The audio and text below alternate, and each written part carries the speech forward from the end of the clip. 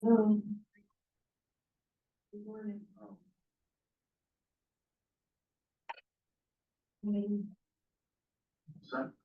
Yeah.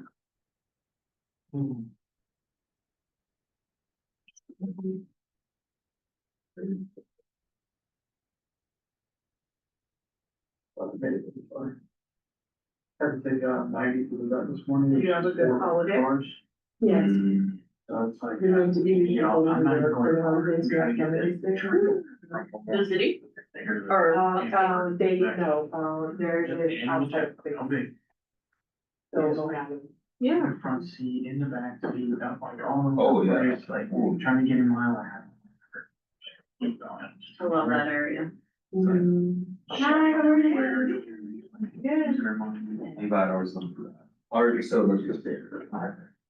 The movie dealer for the longest time, you know, like going in the car. And the girls, But that was realized that. I have my girls sensory, they got to see, the first time they got to sleep in the big jury bag, that we bought these, intact blow up.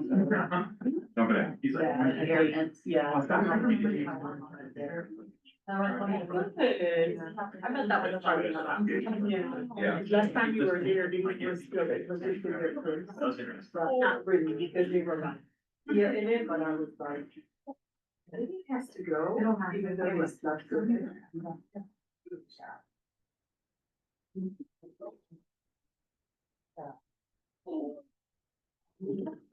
Yeah, it has like a little ledge, yeah. It was.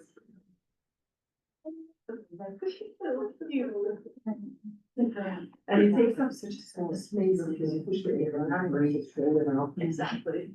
Like that. Yeah. I'll tell you what. You know, they're not ideal anymore, but. Oh, absolutely. Yeah, absolutely. And one of the time when I did like you need equal.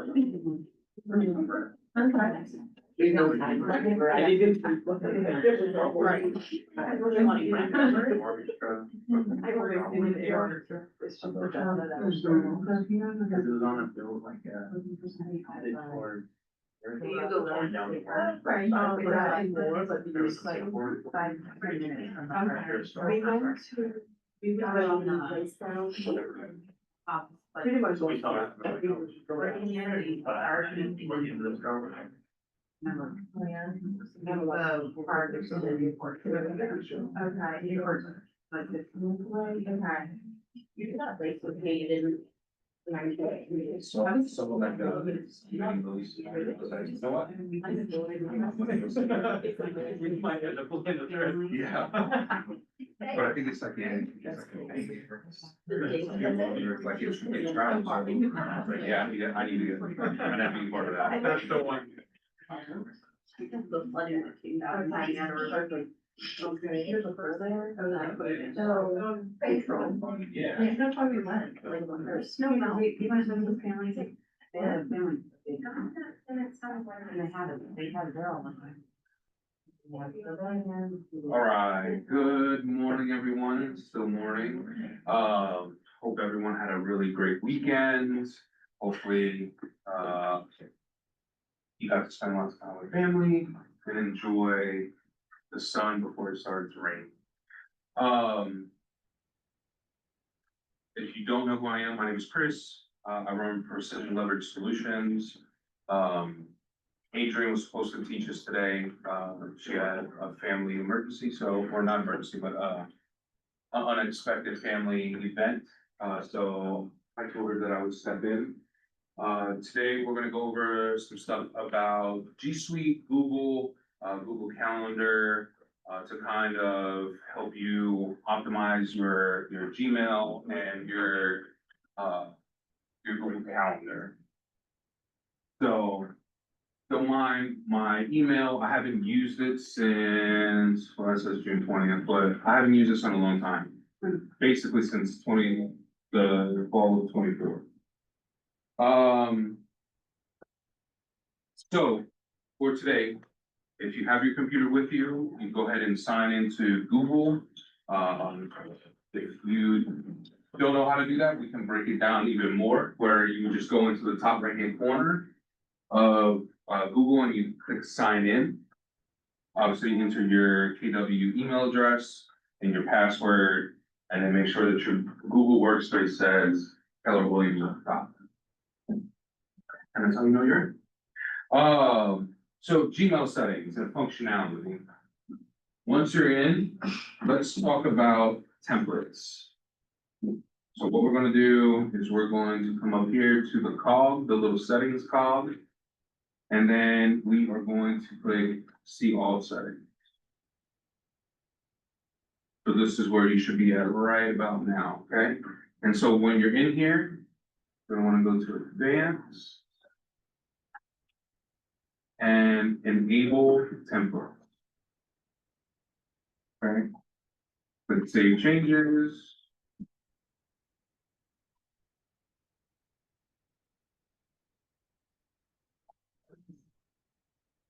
Everyone with me? If you're not, let me know. If I go too fast, tell me. Just a little bit, Okay, so where are you at right now? settings, Go, click see all settings, and then click advanced, got it, and then where it says templates, click enable. thank you, Save all, and then at the bottom, save changes. thanks. Once you've done that, we're going to create and use a template, okay? So we're gonna click compose. And then we're gonna click three dots and click templates. So I don't have any templates in here. So what you would do, so let's say, what's a template that you're gonna use a lot? Let's say you're gonna do an offer. Hey, agent, here is my client offer for. Wait, Chris, we click save draft as a template, Once you were, I went back. oh, So you make the template. you gotta make the template first and then you would save it, okay? Gotcha. So what I'm doing right here is I'm just going ahead and create a template. So like here is my client's offer for 123 Main Street. It is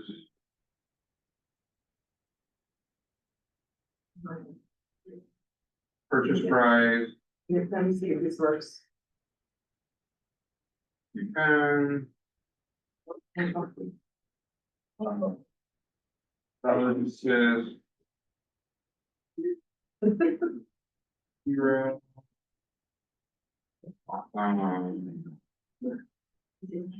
Contingencies.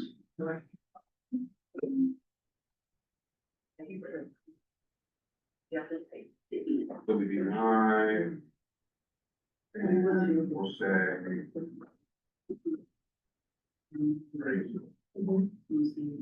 So then you will go down to the three dots, once you've like created your template. And then you'll go to templates and save draft as template, save as new template, and then enter the name. So this would be buyer's offer. And save it. Have I lost anyone? Is there? Yes, no, maybe kind of sort of. So now if I need to find this template.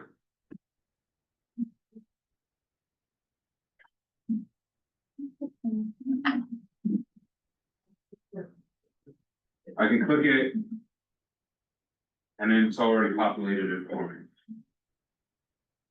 Everybody with me? Yes, no, maybe kind of sort of. How did you find the template? So, I'll go again. You did it, but, I'm gonna go compose. okay. So like you're gonna do like a brand new email, okay? And then down here at the three dots, you'll click that. It has templates. And then I just created this one, buyer's offer. So then I'll go ahead and click on it and it will go ahead and populate the template that I created. Okay, is everyone with me there? Yes. Help you out. So this is an easy way for you to save time on your emails, because as you know, real estate time is money. And so if you already have a template that's already set up, especially for like buyer's offers for a property, then all you have to do is pull up and then it's plug and play. So you already have purchase price, seller assistance, contingencies. When I would send things, I would put in there a little bit, not a love letter, because we don't do love letters, but I would put in there like my client is highly qualified to purchase this property. We're using A+ Mortgage Solutions. It's a local lender. They have a lot of experience with first-time home buyers or the VA loans, et cetera, et cetera, et cetera. So that's templates. Any questions, thoughts, comments, concerns? Can you do that on like mobile app too? I'm not sure you can do it on the mobile app, but if you set it up, you should be able to use the templates from the mobile app.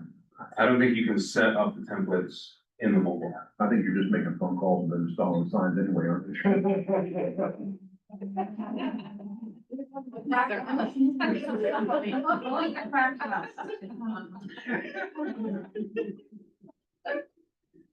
Oh, man, that was good. You opened I that. love it. Yeah, yeah. I'll be quiet the rest of Let's see,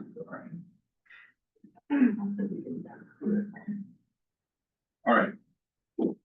So if you need to use the snooze in email, what that will do is like, say you read an email and you're not ready to like answer it right now, or you need to, some time to think about it, and you don't want to leave it in, like, because I'm a big person that I need to clear my notifications. I don't know how some people, like your wife, would have like 40,000 like notifications on email. It gives me anxiety. So what you can do is you can actually come over here and hover over the email and click snooze. And when you click snooze, then you can have the email come back to you as a new email whenever you choose to. You can pick a custom date, but you can also do later today, tomorrow, later this week, this weekend, next week. So what will happen is that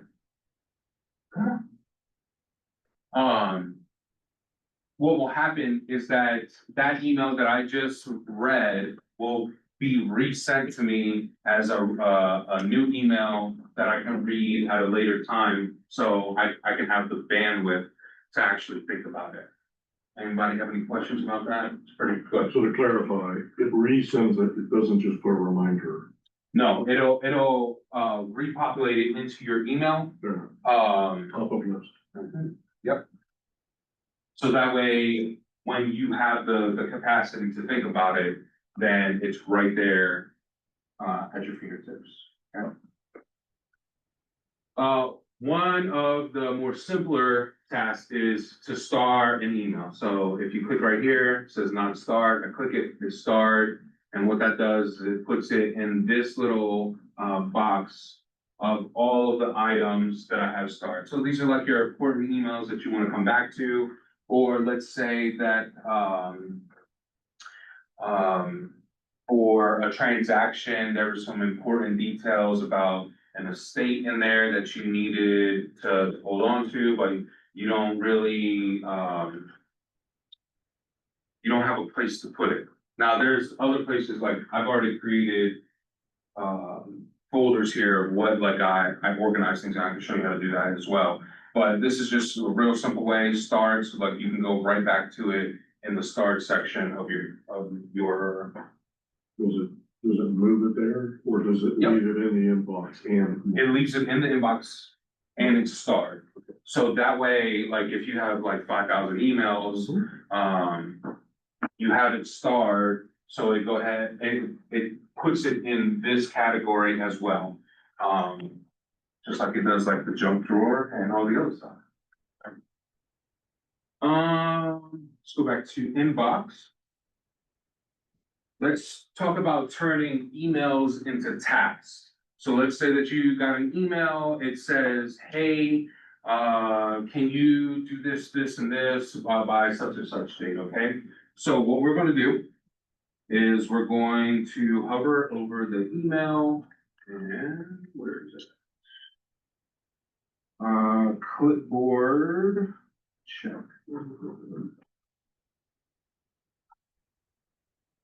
There we go. So you're gonna right click on the email and then you'll see add to tasks. And so when you do that, it already populates what the email said. So this was from September of last year, the business planning clinic. So it's already populated that for you. It already links the email. So this email is linked right here in the task. So that you can add details on what you want to know about the task or the event itself. And then you can go ahead and put a date and time to it, okay? It could be today, it could be tomorrow, but then you can select a date. So we'll just say that is what, we'll just put it in September, I'll say 24. You can put a reminder here, so 8 AM. You can have it repeat. Done, so it's already set. You can put this in the star section as well. And then you can add subtasks. So maybe it's business planning clinic, and then a subtask could be, hey, I need to enroll in this event by such and such date. So that way it adds a task to that task, okay? Any questions about this part?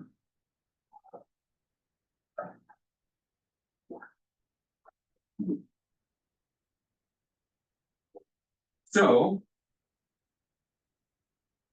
the next one, we'll move from the email to Google Calendar. So if you wanted to create multiple calendars, let's say for some reason you don't want everything on one calendar, you want to separate it out, and then you have like a master calendar, you can do that. So if you wanted to create a calendar, click right here, add other calendars, and you can create a new one. So that's on the left-hand side. If you just scroll down towards the bottom and you look for other calendars, and then you'll hit the plus symbol, you click that, create a new calendar, enter the calendar name that you want, what the description is, what's it for. So like you could do transaction coordination calendar. This is for my TC. And then create calendar. So it's updating, it's been created, and if you scroll down, it is now. If you scroll down, it's now calendar on your calendars. Why would you do this?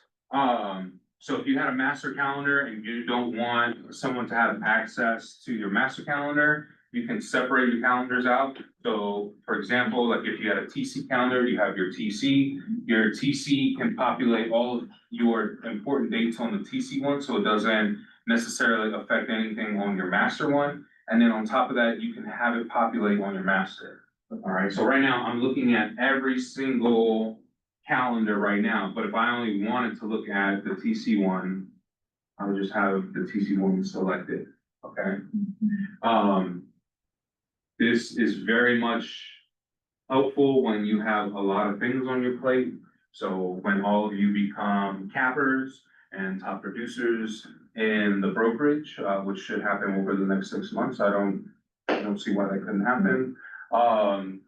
You're going to have a lot of things to do on your plate. And so maybe you want to have a TC calendar, maybe you want to have a title calendar, maybe you want to have the KWCPA calendar there. There's a number of things that you can have, and all of them can be separated, and then you can have control over your master calendar and see what you want to look for, okay? Any questions? So,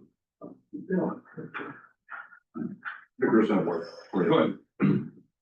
In calendaring, when you're layering it like this, displaying multiple and we share a calendar, say to you or anyone, as you say, the TC, do they see, they only see what we give them access rights to, the calendar itself. Do they see that I'm busy while they don't know what the details are in specific timeframes from my master? It depends on the settings that you provide them. So, okay, So like, if I have access to just your transaction coordination one, right? But when you put the settings on, and it says, when you do something on your calendar, right? Just put that I'm busy during this time, and it should show them that, hey, I can't do anything here, right? So let's create a task on the calendar. So you're gonna come up here to the top right-hand corner, you're going to click task. And you'll have the title. It is a task, what date it's happening, what time, does it repeat, does it not repeat? Add the description, and then it will add to your tasks, and it'll also add it to your calendar, all right? So for example, Mike sells car condos, okay? Luxury car condos, not just any car condos, okay? And so maybe in his calendar, every Tuesday morning at around like 10 a.m., he's blocked out an hour of time to do cold calling to potential, because it's just not a car condo, it's also RV storage as well. So maybe he's cold calling to RV sales lots and saying, hey, listen, my name is Mike, I'm from Premier Garages of America. I want to, be a preferred, storage person, whatever. I would like to partner with you. And he's making those cold calls every Tuesday morning at 10 a.m. It's a task that's on his calendar. It reminds him and tells him what to do. Just in case maybe he got a little bit too busy that day. It'll send him a notification on his phone. Okay. So, nothing too crazy. Same thing, go ahead, Angie. I have a question. Yep. Let's say, like, I get my niece's, like, basketball schedule and I put it, like, is there a way for me to, like, instead of individually going in every single, like, day that there's an appointment and then putting it in, is there like a way for me to convert it from, like, a Google Sheets into my calendar? So, like, if I delineate, like, this time, this day, this is what I want, can I just, like, upload all of them and I have to singularly go through 13 basketball games? Like, is it repetitive? No. That's the problem. each event is separate. The Google AI, if that's something. So Gemini might be able to help you with that. I know. So, but anyways, Gemini might be able to help you with that within it. I'll experiment with that later and then I'll let you know if it works. Cause otherwise, cause I have them all listed in an Excel, like in a Google sheet, like, this is the day, this is the time. If I could just like shoot right in rather than taking 25 minutes to like, this is the day, this is the time, this is the location. That would save me so much time. I If it think was- that for like, when the kids go back to school, you Mhm. have to sit there and enter every day that they don't have school, which is a lot. Right, so if I could just Google, cause it'll take me 5 minutes to plug it into a Google sheet. And then if I could just convert that in my Google Calendar, that would be amazing. Yeah, let me see what Gemini can do. Okay. Go ahead, John. So Gemini says, yes, you can import data from a spreadsheet into your Google Calendar. Perfect. Please tell me how. The most common way to do this is by exporting your spreadsheet data as a CSV and then importing to the file in your Google Calendar. Apparently you can just Okay. import it. There you go. But are you just copying the data into each Absolutely, event? like, That's what I think to do. You With can that, also use So third like, party they might be spreadsheets. just copying the entire spreadsheet. Gives you information on how to prepare your spreadsheet. yeah. The entire spreadsheet. I'll go for that. Thank you. What I might try for yours is taking the school calendar and uploading it to Gemini and then letting it do it itself. yeah, see if it I can see. be like a PDF. Share calendars, very simple. So if I am here, click on the three dots. Oops, and then you click settings and sharing, okay? So I'll go back again. So you go down to your calendars, choose whatever calendar that you want to share. So let's say I click on the transaction coordination calendar, and go to settings and sharing. And then, where's it at? Here it goes. You can click a shareable link and send it to someone, or you can come down here and share it with people. So like, I'll share it with one Precision one, they get to see. Do they get to see all events, or this is where you were mentioning earlier, can they just see free and busy, et cetera, et cetera, et cetera? Can they make changes to events, et cetera? So I'm just gonna say, see all events, share, and now they have access to it. So what will happen is that that person will get an email saying, hey, so-and-so has shared their calendar with you, and then, you accept it as the other party. Okay? Any questions about that? And it would show up in your list of available calendars if you have been shared. If it had been shared to yours, so like if I shared mine to yours, then and you accepted it, then you would see on your side, it would say transaction coordination. Yeah, just like that one. Yep. Yeah, just like that one. All right. Sure.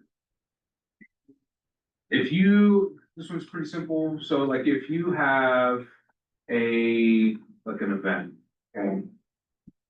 And down here in the description, if you want people to be able to go somewhere, so let's say, Mike, I'm gonna use you again. So let's say that you set an appointment for a potential client to come look at the car condos down in Dillsburg, okay? And you send that person a calendar invite, and in there, you have the location, and then in the description, you put it in like a real small agenda of what it is that you're going to talk about. So that way they are briefed prior to going if they read it, you know, because most people don't. But if there was a link or a website, for example, like an intake form, if you have one, you could link that intake form in the description so they can click on it, and you would just say, please click the link below to start the intake process for Premier Garages of America for safety and security reasons, right? So, and privacy. So, you know, you could just put, I'm just gonna use ours.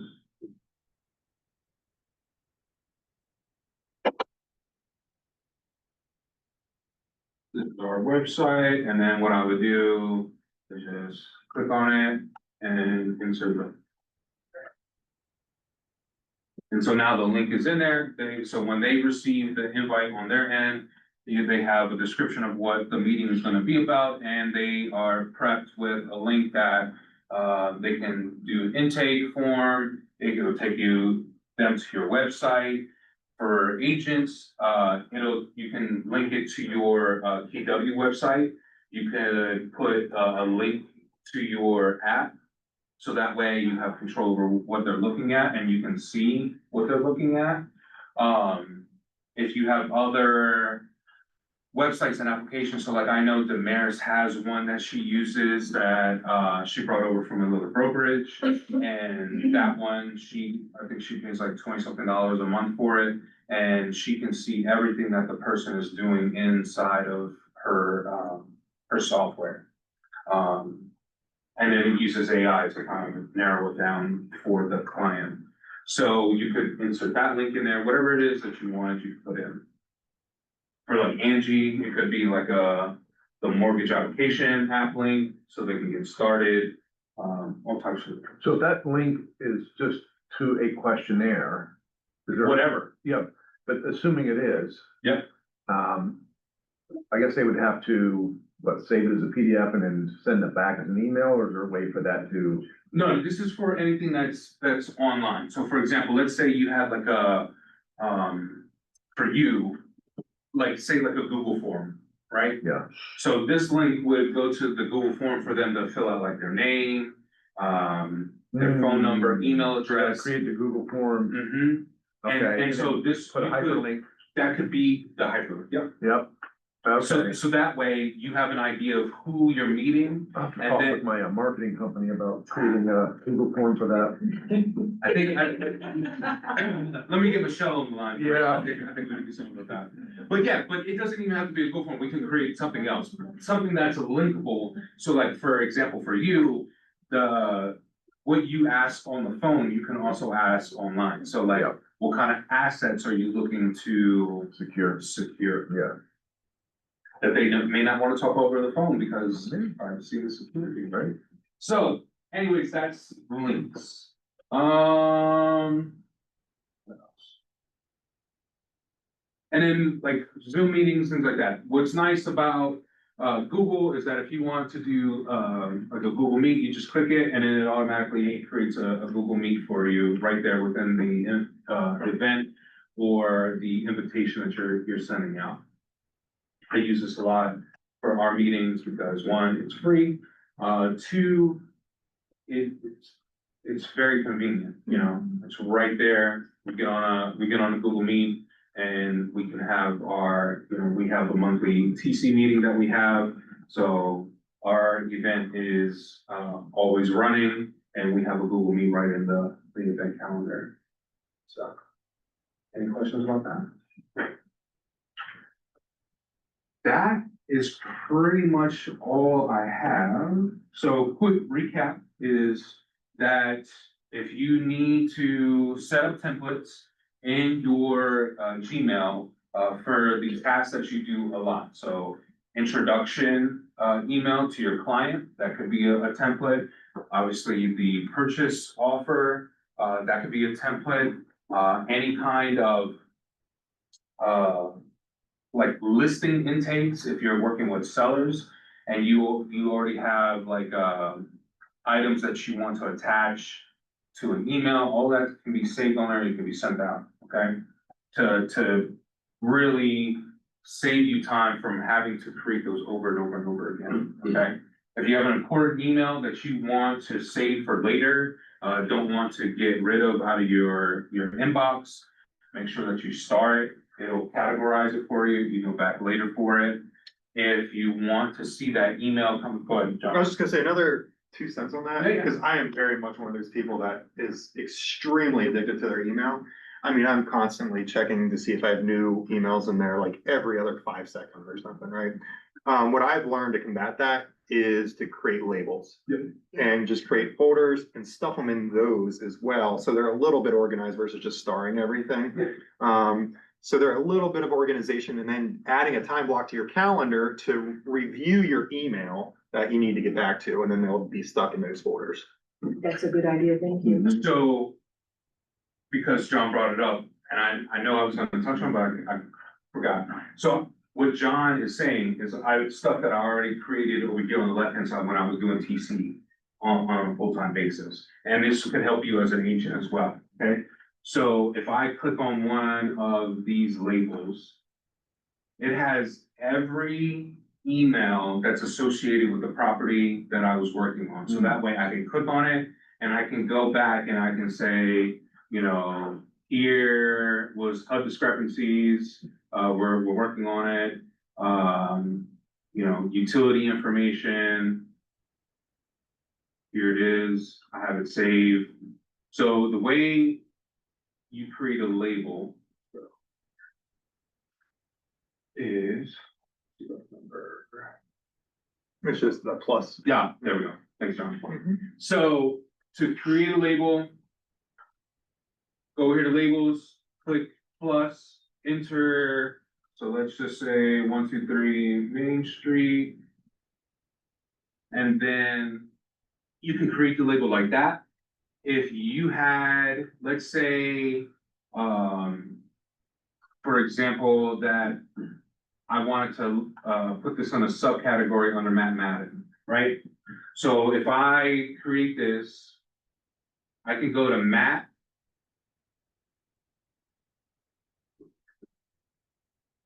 And then this is the property under Matt that we worked on, okay? Or it could be a separate own individual label. It doesn't have to be nestled underneath something. So it looks like it's offering like a folder, that was the template.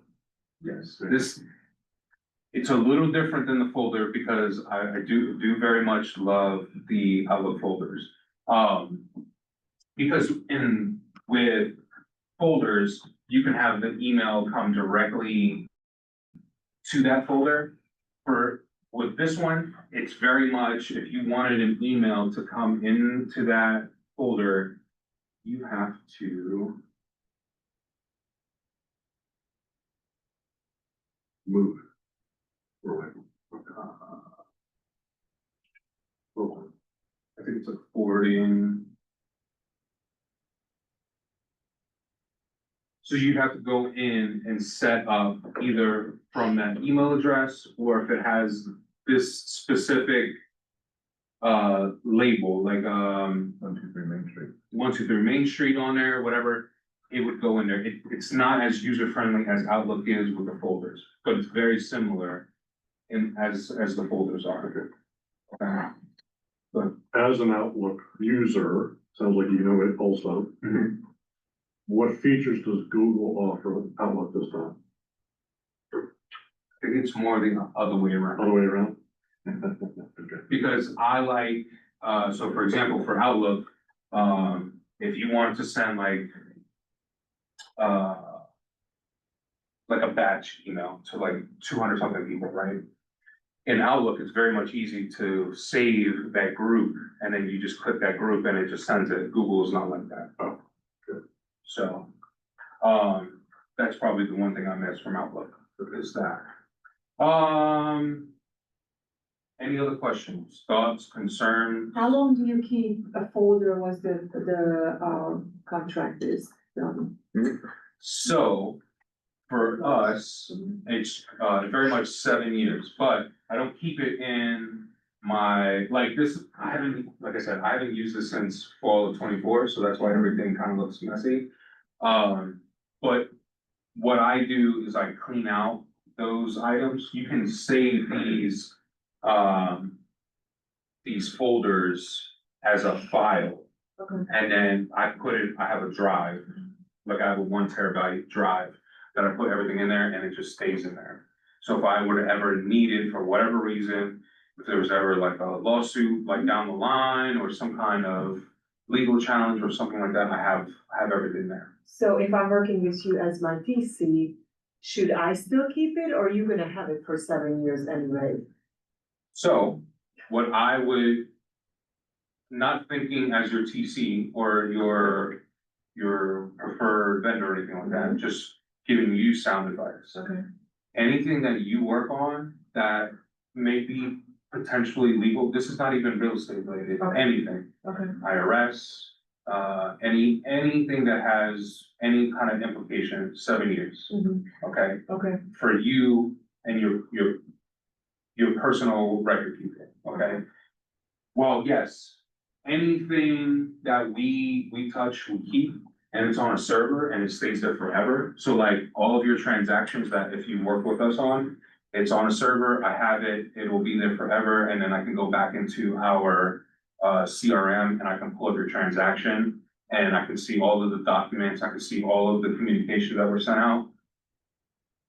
You know, knock on wood, it's not gonna happen, but like any company can go belly up at any time. Okay. Especially like, if you think about title companies are a dime a dozen, but then like, and lenders too, like they pop up and then they go away. So very much keep your own records. Okay? And that doesn't take up any space on your computer? Like all of your stuff, Mm-hmm. so all of our stuff is on a cloud. Okay, like the Gmail. Oh, you're talking about this. Yes, if Yeah, I put so a this- folder in Gmail. So this will take up, space from the, like, do you know what our, is it 15 gigs? Gosh, I don't know, but it's a lot. Yeah. I mean, With the amount of space that you're allowed, it does take up space from that allowable space. Okay. So that's why, like, at the end of the year, like, I would go ahead and get rid of them. Not get rid of them, but store them on my hard drive, so that way it doesn't take up any space on my Google. So you do that too? I should. What's that? Is it safe though to store, to keep things stored in email like that? For a long period of time? Like, what would you be worried about? Someone's Someone hacking. hacking into your emails and So- on your. Again, with anything, it's all about what kind of security that you put on there. So what I would do is the two-factor Authentication. Thank you, Andy. I tell you what, listen, getting your tonsils removed, it was a blessing and it's still a curse because my tongue gets in the way and then I struggle with pronouncing things. So, yes, anything is vulnerable depending on the amount of security that you put into it, okay? So even with me taking it off of Google and putting it on my terabyte hard drive, like someone can break into my house and take the hard drive. So there's security, there's pros and cons to everything. So, but make sure that you're practicing best practice, okay? And for us, we have, so not only do we have, insurance and general business insurance, but we also have cybersecurity insurance. So if anything, let's say someone would hack our accounts or anything like that, we're insured. So, And also using your business suite email has an extra layer of protection. Yep. Whereas when you use, like agents will just create a free Gmail, like BritneyGilesRealtor@gmail.com, those have no security. Yeah, and also doing that for your Facebook and Instagrams or any kind of social media you have, setting up two-factor authentication also sets you up for not being hacked, and it's easier if you would, or if somebody would gain access to that, it's a lot harder for them to get into those accounts, so that someone can say, oh, Amanda posted something, or like, I know someone who just got hacked, and it was some random person from China posting on their Facebook pages, and like, doing it on all your accounts, setting up two-factor authentication is probably best practices no matter what. Well, I think it compromises your E&O insurance if you don't have it. Yes, Yeah. thank you, yeah. Yeah, so if you don't have it, you're really setting yourself up for misery. And that's free, like it doesn't cost you anything to add that. Mhm. Another program I personally like to use is LastPass. If you have to remember one password that I have stored in a very safe space. And then LastPass will auto-generate crazy passwords with multiple letters, numbers, symbols, for each of your accounts, which makes it harder to hack. And, you can also then individually share. So like Kris has access to some of my stuff. I can just give him access to the password for one account. I don't have to give him access to everything. And I don't know if you're like me, but I can never remember my passwords because everything changes anyway. And it's like every 6 months you have to change the password. And I'm like, I can't remember what password I use. LastPass, when you click in, you put in your master password and then it'll autofill all your passwords for you for your main account. So Ben and I use it. And it's done well for us. And it's very cheap. I think it's like $6 a month or something. What is the name of it again? Last, L-A-S-T, pass, 2 words, P-A-S-S. Is there a difference between that and like the passwords app on like Macs and iPhones? I think it's a on little bit Macs more and iPhones? secure. So the one on your iPhone and things like that, it doesn't have the security that does. So it only tells you, so like, for example, like mine, like I can pull mine up, but like, it'll tell you like this password. The one thing I like about the passwords manager is that it'll tell you when your password has been compromised, like dark web, something like that, and you may want to change that. I feel as though, and I don't use LastPass, but I've been looking into it because Braddock uses one that's similar or not the same one. They have basically, I don't know if LastPass does it, but like Braddock's, it's an insurance policy as well. It's not just a thing. So if they were to, if some of his passwords would get hacked or dark web or anything like that, and something were to happen, then they pay out. So. LastPass also is free, you can use it for free, I'm a free user, so you don't have to pay $6.99 a month if you don't want to. Yep. So, any other questions? What was everybody's takeaway? Templates. Yeah. Mike, what's the password one that you Templates and use? customizing. Dashlink. Dashling's pretty That's good. my takeaway, the templates and customizing your calendars, and I was really good about the password because I have one password for everything. Yeah, I was that person. And it's the same. Password one. If you, if you look at the passwords manager, like, I did that for almost everything, and I got like over 400 something passwords on my iPhone. And if a lot of the older things that I use that I don't use anymore, they had all of the same ones, and you can see the red little like, exclamation mark. Your password has been compromised, you might wanna change it, and that's like on like 200 something. And it's so easy, it's my children's name or, whatever, it's like. Thanks for giving that. So, what's your child's name, when you say born? Exactly. There was I might have to change that a little bit. on topic, but a little off topic, is that there's a guy on TikTok that's what he does, is he gets you talking, and then he guesses your password. So like, he's like out in the middle of Las Vegas, like on Fremont Street, and interviewing people, and he's like, oh, hey, how you doing? And gets you like feeling good about yourself, and he's like, oh, what's your kid's name? And they're like, oh, yeah, it's Eliza and Johnny, and he's like, oh, yeah, he goes, oh, when were they born? How old are they? And oh, yeah, they were born in 2006, blah, blah, blah. And then by the end of the video, he's already guessed like what your passwords are. That's great. Everything's up this.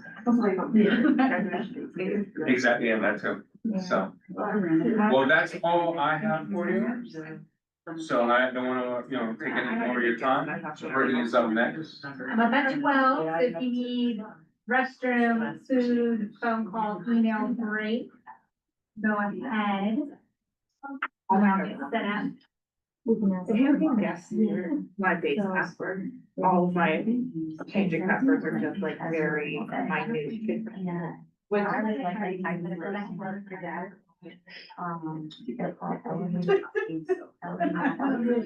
don't think I'd be on a bigger.